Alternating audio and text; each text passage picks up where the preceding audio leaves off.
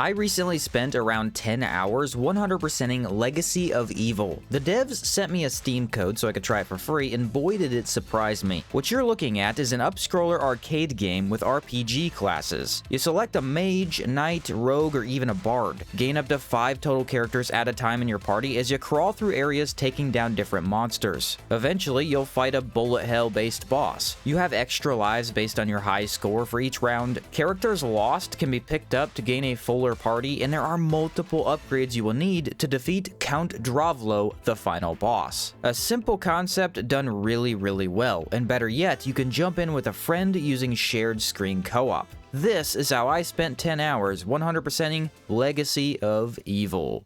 The intro explains that Count Dravlo was once a respected leader, but recently he's delved into the forbidden rituals of dark magic. Things began to change. His endless pursuit of power transformed him into something much less human. As monsters spread throughout the land, heroes rise up to defend the people, which is where we come in. Early on, you can only select a single character to start. As you unlock more classes, you start with 3, making the early game far easier. All you do is hold the attack button while moving up, down, left, or right to avoid damage and obstacles. Power-ups will drop to offer more damage, faster attack speed, a shield, or just defeat anything on the screen. The goal is to survive, yes, but you also want to break every obstacle possible and defeat every enemy to get the high score. Get hit even a single time and you lose a character. Up to 5 characters can be held at any given time, however in co-op, both of you only get 3 in total. This, along with several other factors, makes co-op far easier than solo, which is to be expected. The party member you have in front acts as your leader. Leaders are important for their powers, an ultimate that charges up over time. When used, you become invincible for several seconds. On top of that, each class has a different ult, making it important to experiment here. Once you reach a boss, you'll need to avoid many projectiles while dealing damage when possible. And that's the game. Again, this is a very simple arcade style with upgrades after each run. This should definitely not stop you from enjoying it, however, as me and my brother sat down for multiple hours testing abilities, getting higher scores, and going for one really tough achievement. No masterpiece that's gonna break boundaries or anything, but a really fun game to play until it's beaten.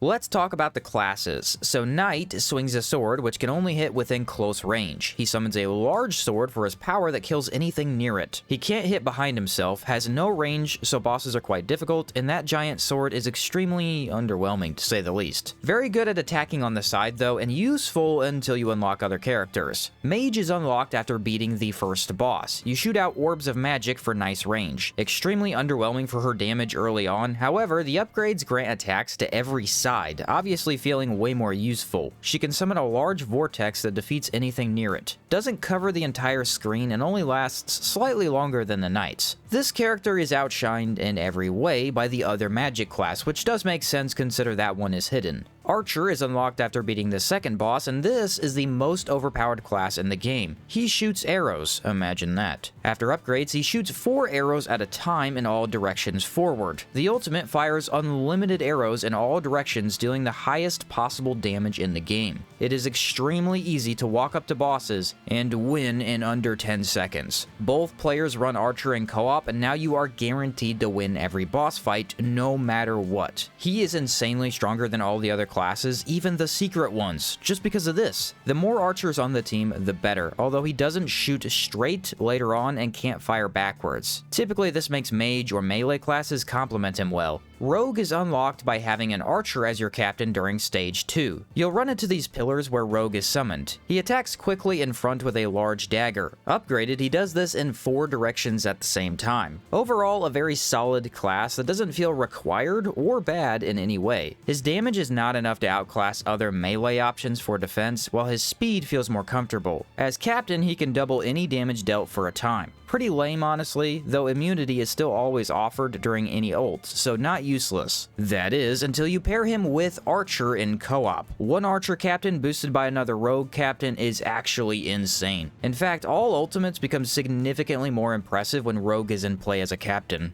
Berserker is unlocked after defeating the third boss. This is another melee option who spins an axe around himself, granting amazing defense against anything in all directions. His power is to nearly double, possibly triple how fast you attack for a time. Great for damage, but nothing when compared to Archer. You want at least one of these on your team at all times to deal with specific enemies we'll get into later. Bard is accessible after defeating the entire game and taking down the final boss. For good reason. This class plays tracking music notes that float towards enemies. The damage is less than most classes, but you never miss and can send out a bunch of them. As captain, you are allowed to completely stop time. During this, all projectiles will freeze in place, which is kind of an issue. As I've said, all the characters become immune for a few seconds after you use an ult. So what's the point of stopping time if you're immune during that anyway? Much better to just bring a damage power in my opinion, which is typically the case in most games. Bard is a must-have secondary character though. Tracking damage lets you deal with enemies in odd spots without taking much risk. That being said, they are really bad on floor 3 where shield enemies show up. Constructor can be unlocked by taking a Captain Bard to level 3. Another totem will spit out a robot, of all things. A really fun character to see in an RPG-style roster. He shoots a giant laser in front of himself in a straight line. Simple, but highly effective. The power just shoots a much larger laser in a much straighter line. Damage is still nowhere comparable to Archers, while better than most. Another fantastic secondary character, although we found the beam to make avoiding projectiles much harder since it's a giant light bulb. Finally, we have Sorcerer. You will need a mage captain to get through only level 1, where another totem structure will spit out Sorcerer. Think mage, but slightly better. You shoot out several orbs in front for amazing damage. The ultimate summons 2 large shades who scurry around the screen killing anything they come into contact with. Lasts a lot longer we thought than other powers, giving you more invincibility. Nice to have for spamming more often than Archer, but yeah, Archer's is just kinda busted.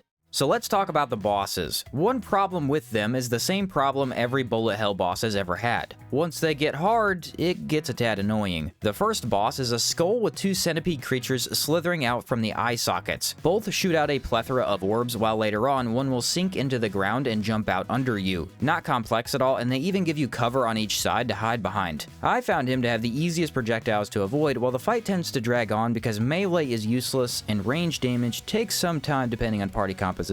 Good first boss though. We had to have at least a couple upgrades unlocked to get past, which feels about right. Second boss is an enormous troll who hides behind 2 trees. The idea is to find a nice spot where the orbs can't get you, but also while you can hit the middle section. His face is the only spot that hurts him. Spiky bushes get sent down and he uses large vines to keep you out of cover for long. I never really felt like there was enough room for an entire party to stay alive. Not to mention he can block by closing the 2 trees. Really messes up your instant Archer kills if you time it wrong. Boss 3 gets interesting. One large head will send out orbs, boulders, and lasers. Once again, there's not enough room for a party of 5 to fit through many projectile attacks in this game. Feels off in some way. Typically enough damage counters this, but still it's kinda odd that 2 characters feels better than a full party for bosses. He then splits into 2 heads that are easy to wait out if you get behind them. Once one of those is destroyed, 2 smaller ones spawn to only chase you down. No more projectiles. It's somewhat important to not destroy both heads, or else you need to avoid 4 bosses who are faster than they look. Definitely a cool idea that prevents Archer from just auto-winning every time. Boss number 4 is Cerberus, probably one of the best bosses in my opinion. For once, his projectiles are avoided easily with a full team, and his design is just pretty cool. Sit behind these wooden walls to take a break when needed. Also, avoid his rush. Pretty tricky at first, but you get the hang of this one quickly. Boss 5 is a knight who doesn't actually go full bullet hell. Instead, he uses melee and activates one of the 2 knights on the side of you to hit you. Without upgrades, damage is hard to deal since straight on gets you hit with his sword. Pure melee characters have a really hard time hitting as well, but with upgrades you can attack at angles, making it feel way better. And finally, we get to Count Dravlo, who is basically Dracula. Avoid 1,000 red orbs while staying out of his shade attack he can do. This is very obvious once you see him splinter apart. Overly simplistic for a final boss, because yeah, he's got a second phase. Turning into a large demon, I wish you good luck. Don't get hit when he extends his neck to headbutt you. Try not to burn by fireballs. Oh, and there's a phase where he becomes immune, and you need to dodge like 3 things at once. Very appropriate for the finale of this game, and dangerous enough to scare you over and over.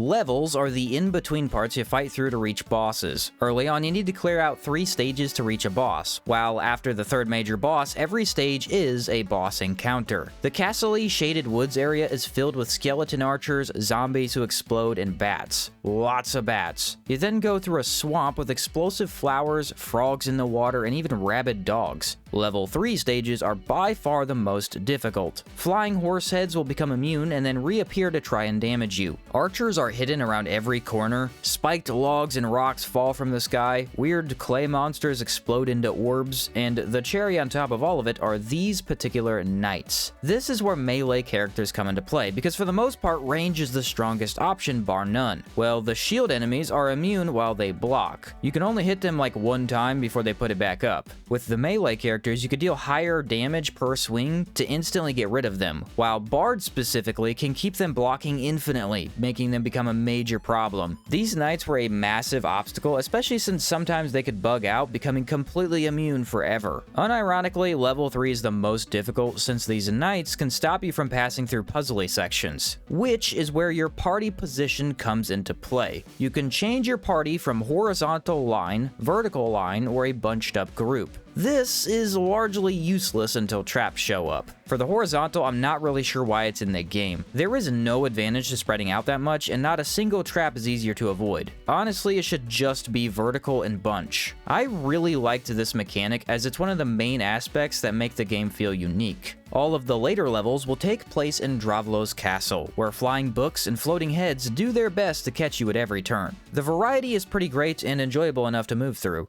Though that does bring us to my one main issue with this game. As you can see in the upgrade store here, there's a lot to unlock with gold that drops from enemies. More powers can be granted per level, increased attack speed is awesome, each character levels up 3 times to gain better attacks, and you can even purchase extra lives. But what's the point? Extra lives doesn't really make much sense for the game in my opinion. This is a system of hearts that you collect. You get more by earning high scores after each level. Happen to lose every single character and you will expend a heart to start at the beginning of that section again. The problem is, the hearts are either useless because you don't need them, or useless because you need too many of them. For me and my brother's very first run in co-op, we beat the entire game and had around 20 hearts left. That's a tad too many, considering we died several times throughout as well. Additionally, let's say you get stuck with a single character after some difficult boss. Now you restart after every death with not enough tools to win. At that point, you're just failing on repeat, so might as well start to run over. The upgrades are a great idea, as it gave me something to earn, but extra lives just feels weird to me. I feel as if letting you spend a heart on each individual character you lost would make more sense. Then you decide who gets revived and by how many. A pretty minor complaint, as it doesn't really hurt the gameplay much. I just thought it was kinda odd that we never really used this very important mechanic.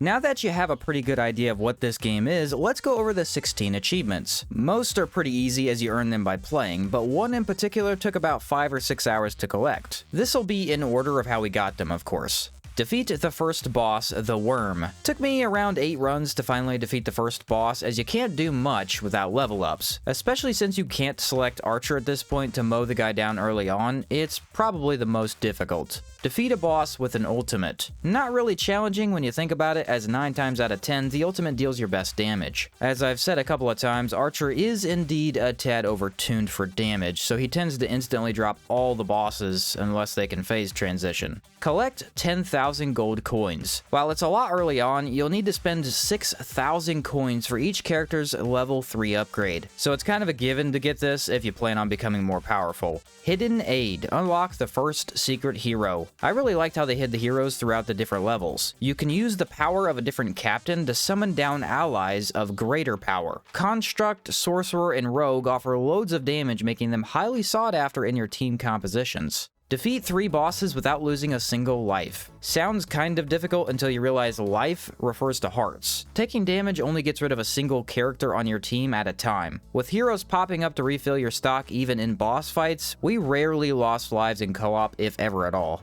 Defeat a boss in under 30 seconds. I recommend playing Archer as the captain. This will happen with every boss almost every run. His super is just ridiculous since it doesn't miss an arrow when you get up close. Unlock all playable characters. This game has some great variety when it comes to characters. All of them have their own uses. Outside of Knight and Mage, each power has its nice benefits as well as incentivizing you to see what pairings work best. For us, Archer, Bard, and Berserker were highly consistent for not taking damage and dealing with bosses quickly. Finish the game by defeating the final boss, Dravlo Stradic. Legacy of Evil is much easier in cooperative play. On our first run, me and my brother made it all the way through. Solo was a different experience, though old arcade games were usually impossible to beat. So I'll take the more playable route, thank you. Defeat the final boss with the rogue as leader. In addition to unlocking each of the 3 unique heroes, they want you to beat the entire game with them as your leader. Pretty creative. Instead of just unlock character, now you have to try them out and change up your playstyle. Rogue was a really strong leader, especially since my brother paired up with my class to grant much more damage on my ultimate. Finish the game without losing a single life. Once most of the characters are nearly fully upgraded, you'll not be losing hearts. Yeah, it is easy to lose a character, but eventually you lock in to have a shield up and dodge anything coming your way. A challenge, but not overly difficult if you play the game enough. Clear an entire area without using the leader's ultimate. Naturally, you will never get this as ultimates make you immune. They also recharge quick enough to be used 2 or 3 times per level, so spam that anytime you get into trouble. Take a bit of your time to avoid pressing the ult though, and you've got this one covered. Level up a hero to the maximum level. Every character can level up 3 total times. The first upgrade costs 1,000, the second costs either 2,000 or 3,000, I can't really remember, and the final time costs 6,000. You're gonna need a lot of money to get each upgraded. Thankfully, each run does get you around 6,000 if you destroy everything possible. Defeat the final boss with the Constructor as leader. Constructor is the robot, which was awesome to have on the team. We did find him to be a problem later on as he only attacks forward and can't deal with enemies on the side. Still, the most reliable character for good damage. Took us about 2 rounds to win with him. Defeat the final boss with the Wizard as leader. This achievement is actually a problem. First off, you can switch your leader after every single level, so it's easy to get who you need if they're on your team. But back to my original point, there's no wizard in this game. We have a mage, we also have a sorcerer. No wizard to be found. So we did the logical thing and beat the game with sorcerer since he's the unlocked character. Nope, it was actually mage who needed to be the leader. This makes no sense, since Constructor and Rogue needed to win, but Sorcerer got left out? I believe something got messed up somewhere with this. Hey, you know what? At least we got it. Purchase all available upgrades. You will need more runs than I can count to unlock every upgrade. Oddly, the early levels are dropping more gold than the later ones, so if you can't make it to the final fight, that won't really hurt your progress much anyway. Once this is done, you'll likely have beaten the entire game, which is a cool achievement. But of course, the last achievement was the toughest to get. Defeat 3 bosses without losing a single hero in battle in 1 run. This basically means you need to not get hit a single time for an entire run while beating 3 separate bosses. No, this does not work at the end if you lose a character early on. Not one single character can die during that run, meaning it must be completed on bosses 1, 2, and 3. Sounds doable since you can get shields and play Archer to kill bosses in 5 seconds. Well, meet level 3, where spiked wall traps make their way into the game. It is simply not possible to make it past these traps without losing someone. Either you don't switch patterns fast enough and your guys get spiked, either a shield dude chases you in while you can't deal with him, or it's even possible an archer will shoot you off screen just as the section finishes up. Not to mention you can't instantly kill the 3rd boss because 2 different phase transitions prevent the damage. We made it past boss 1 and 2 every single run, no problem, but this 3rd boss was giving us so much trouble. His areas are just pure chaos. Ends up, I couldn't do it solo no matter how hard I tried, because a party of 4 simply can't make it through those traps. Instead, we played double archer captain in co-op, using the ultimates every time the spikes came up so we were immune to make it through. Right before the boss fight, you can sit on the edge to regain power before starting the encounter. One person can ult to deal with the bad projectile phase, second player then ults to deal with both heads, and finally survive the 4 heads. It's possible to time it where 3rd phase is taken out too, but I think I used my power too early. No matter. After 26 some runs to beat half the game each time, we finally earned untouchable. There you have 100% of Legacy of Evil, a genuinely good game. No, it's not complex, but it doesn't have to be. If you're looking for a fun, same-screen co-op game to enjoy one night, this is perfect. My one major complaint is that they way overuse flashy lights. In fact, there is even a warning about this early on in the game. I personally would rather look at a black screen for several seconds at a time than ever even glimpse a white screen. I'm not sure why it's so common to put these in games, but so many games do it. Even 1 second of pure white screen is horrendous to look at. Thankfully, you do stop noticing it much once you play more, but I will recommend to devs to try and avoid this at all possible for the player's sake, please. The class system is a major sell as it makes your party dynamic feel different in every run. Had a good time, and that's all I can ask for. If you did enjoy this video, a like down below would do wonders. And that's about it from me. Thanks for watching, and I'll catch you next time.